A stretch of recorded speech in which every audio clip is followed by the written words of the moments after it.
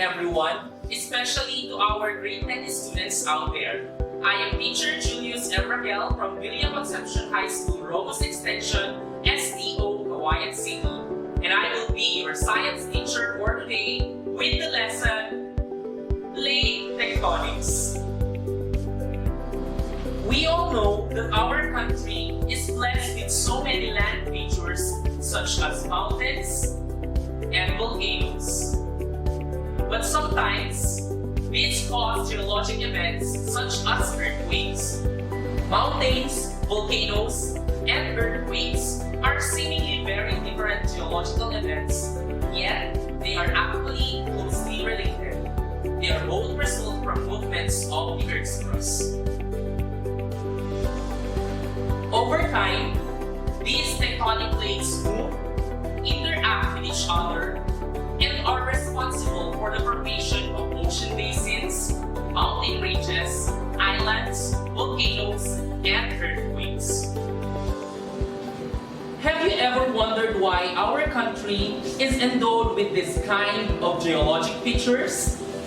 Well, if your answer is yes, then this lesson will help you find the answer to your question. In this lesson, we will study thoroughly the framework that will enable us to understand how and why several features of the Earth continuously change. Today, we are going to discuss plate tectonics, relationship among the location of volcanoes, earthquake epicenters, and mountain ranges. We are expecting that after this lesson, you will be able to first, define plate tectonics. Second, describe the distribution of volcanoes, earthquake epicenters, and major mountain belts. And relate the distribution of volcanoes, earthquake epicenters, and major mountain belts to plate tectonic theory. As we go through, we will answer this essential question that serves as our guide for today's lesson. What is the relationship among the locations of volcanoes, earthquake epicenters, and mountain ranges? To start our lesson, let's first answer this question. What is plate tectonics? Do you have any idea about this?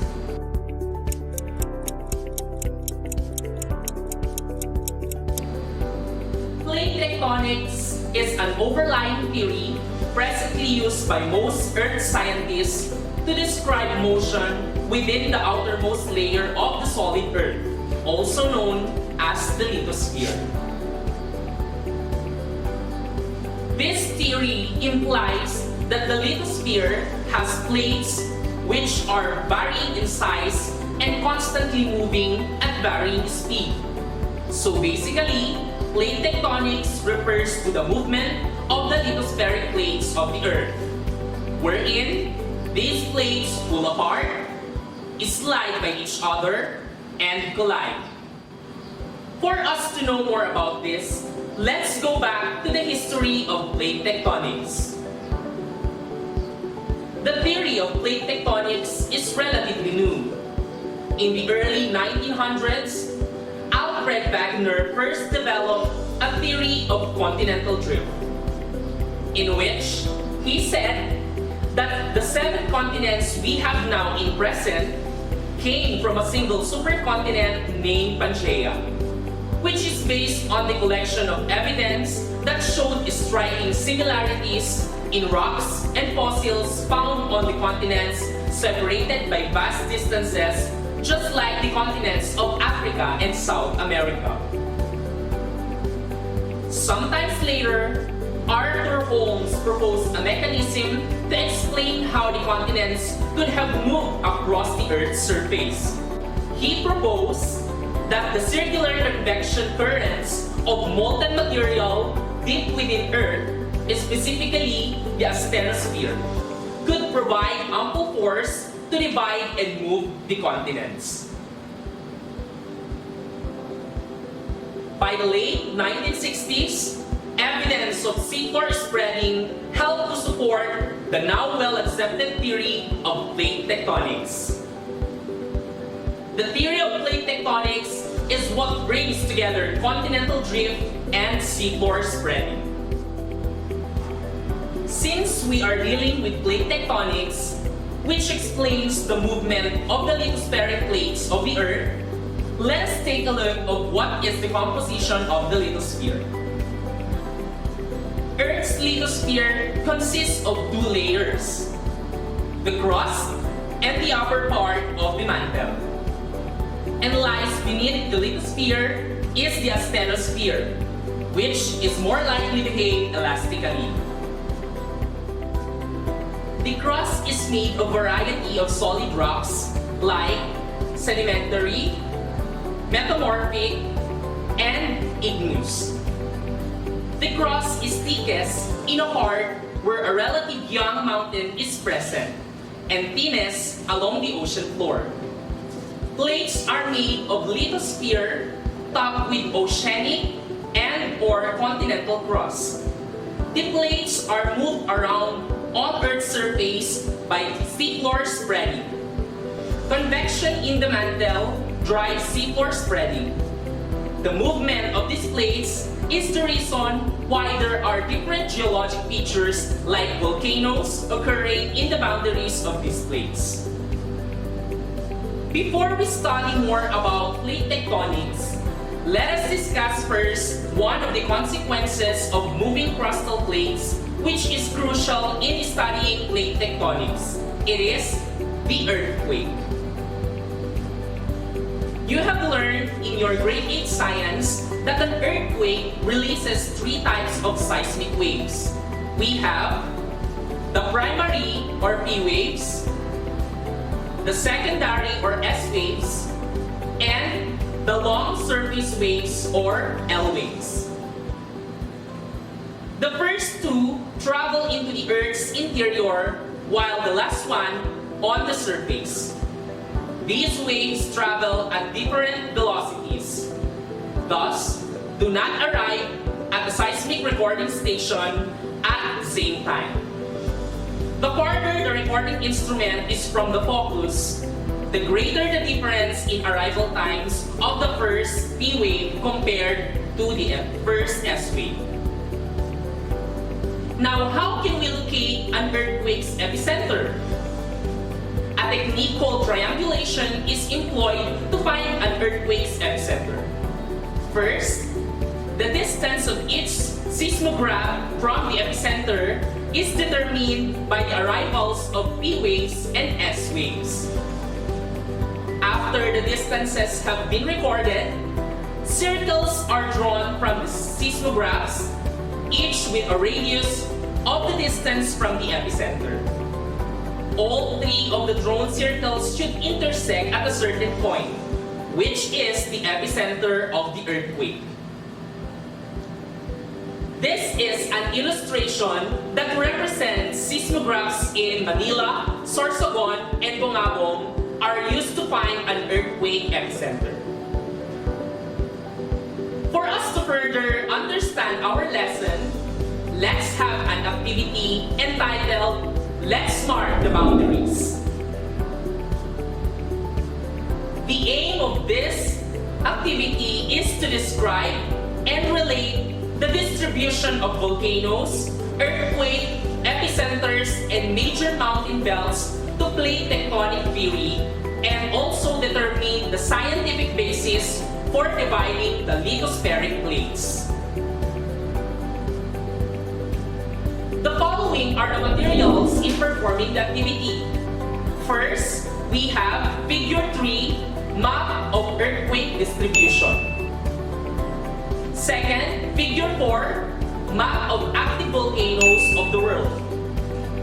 Third, Figure 5, Map of Mountain Ranges of the World. These maps are provided in your modules. You'll also need 2 pieces plastic sheet used for book cover and marking pens with 2 different colors. Okay, let's start the activity. First thing to do is to study Figure 3. the map showing the earthquake distribution around the world. Trace the approximate location of several earthquake clusters using a marking pen on one of the plastic sheets.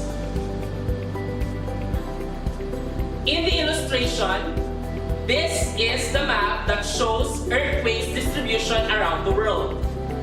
You can see there are areas where are marked with color red. Those are the areas that you'll mark on your plastic sheets.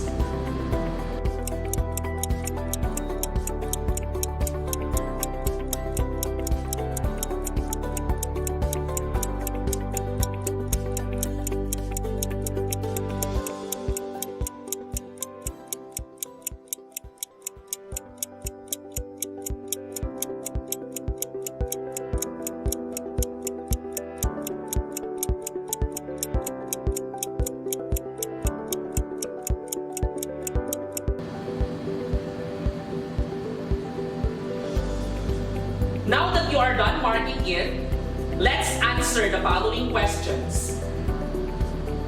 Question number 1, how are earthquakes distributed on the map?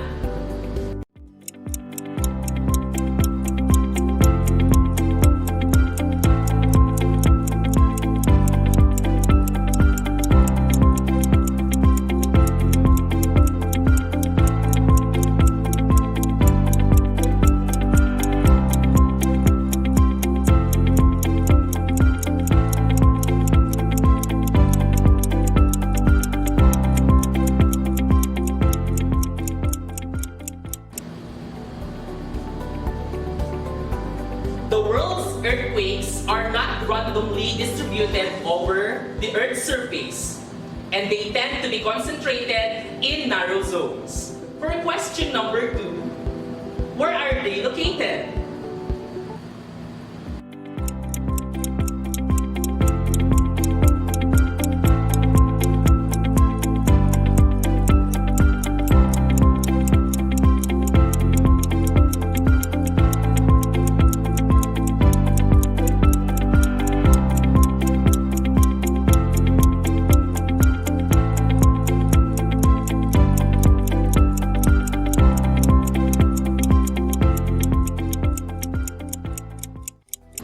Some are located near the edges of the continents.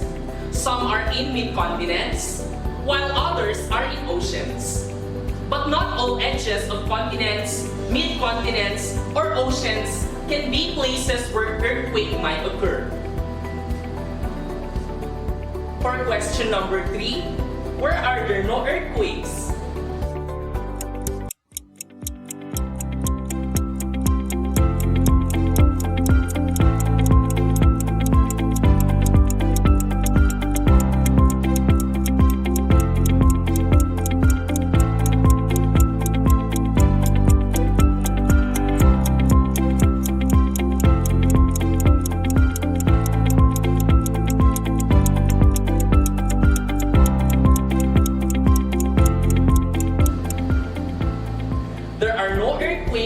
In the middle of the plate. Instead, they can be seen on the plate boundaries. Particularly, they can be seen in the large part of the Pacific Ocean, northernmost Asia, majority of Europe, eastern portion of North and South America, and Western Africa. Question number 4. Why is it important for us to identify areas which are prone to earthquakes?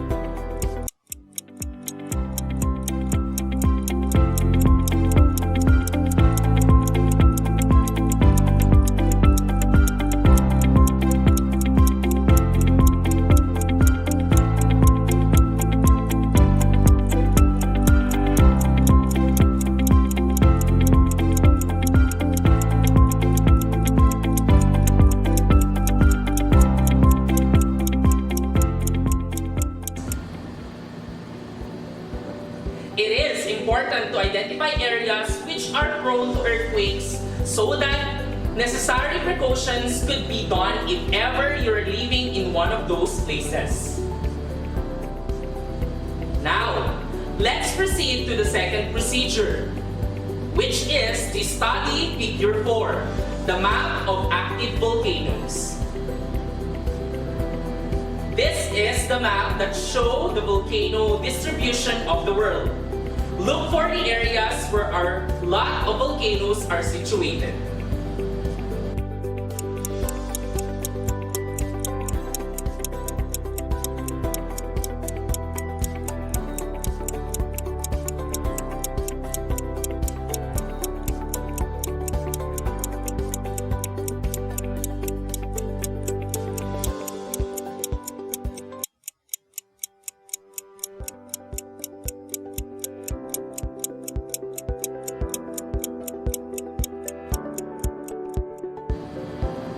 This time, let us answer the following questions. Question number 5. How are volcanoes distributed?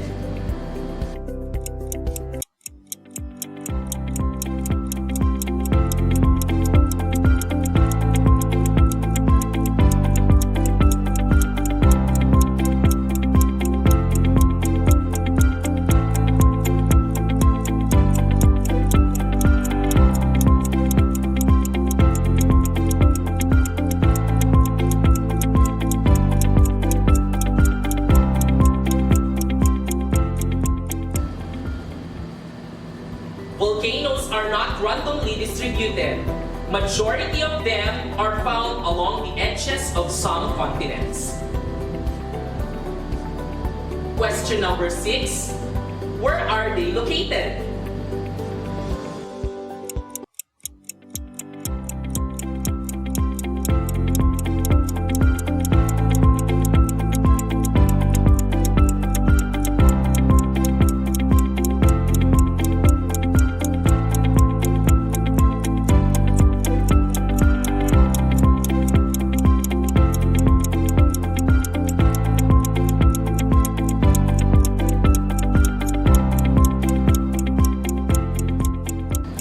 Absolutely, they are located again in the plate boundaries, just like the earthquakes a while back. Majority are found along the edges of some continents, particularly in the western coast of North and South America, East and Southeast Asia. For question number 7, based on the map, mention a country that is unlikely to experience a volcanic eruption.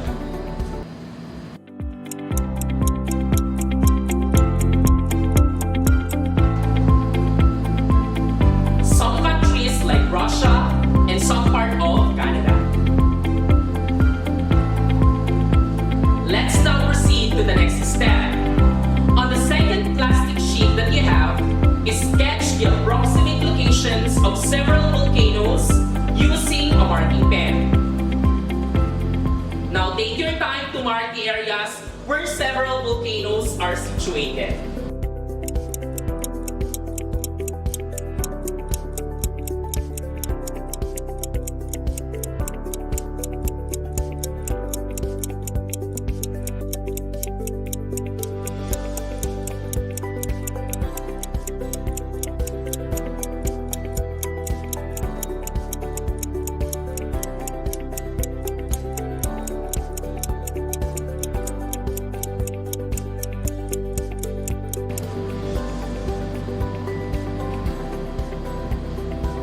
This time, if you are done doing it, the next thing to do is to place the earthquake plastic sheet over the volcano plastic sheet. And now try to observe the two plastic sheets together.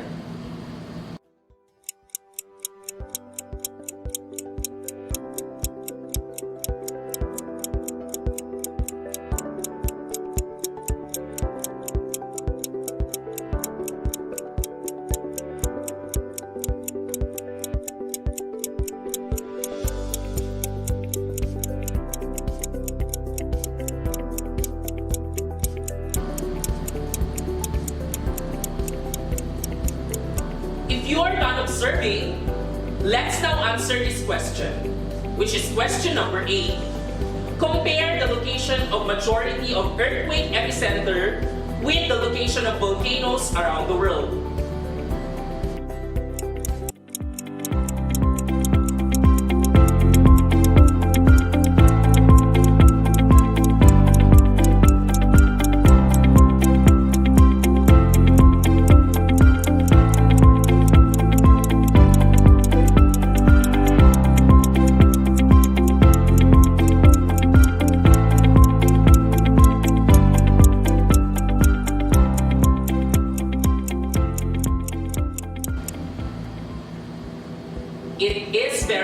obvious that the locations of earthquakes and volcanoes are closely related.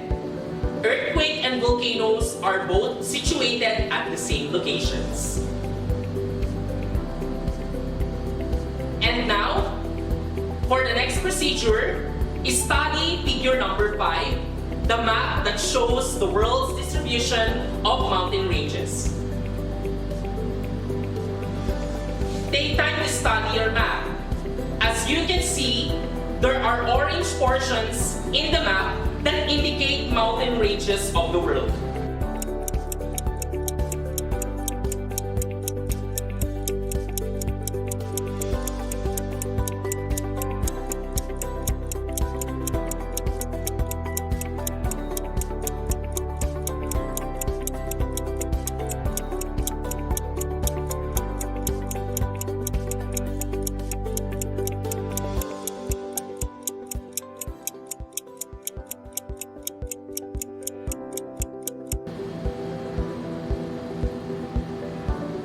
And now, for the next question of the activity, which is question number 9, how will you relate the distribution of mountain ranges with the distribution of earthquake epicenters and volcanoes?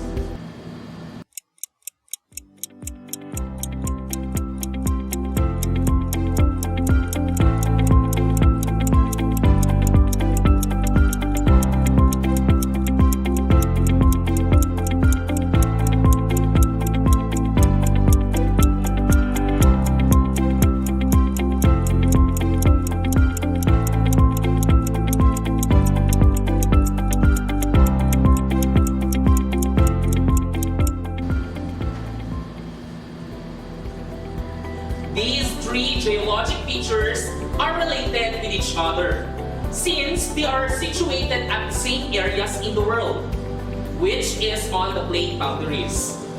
The places on Earth where most of the earthquakes originated, or some mountains and volcanoes were formed, mark the boundaries of each lithospheric plate. As mentioned earlier, each plate is slowly moving relative to the other, causing geologic events to happen along their boundaries. Now let's do the last procedure of this activity. Now that you have seen the location of volcanoes, mountain ranges, and majority of the earthquake epicenters, study figure 5 of your module once more. The green lines indicate the plate distribution of the world.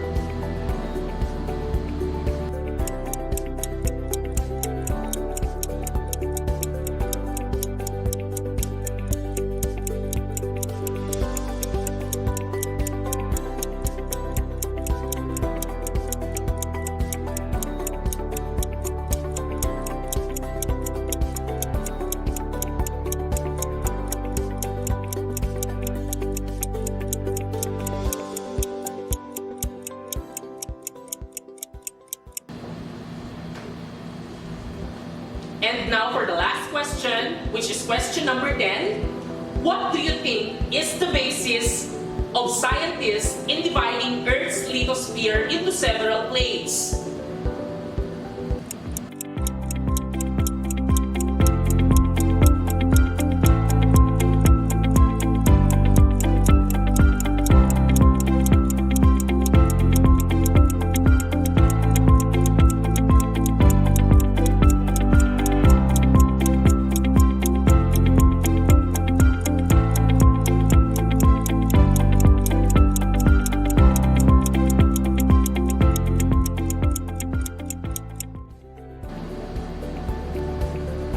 Geologic activities such as seismicity, or the occurrence of earthquake, volcanism, and mountain formation are the basis of scientists in dividing Earth's lithosphere. Now, let's go back and answer our essential question a while ago. What is the relationship among the location of volcanoes, earthquake epicenters, and mountain ranges to plate tectonic theory?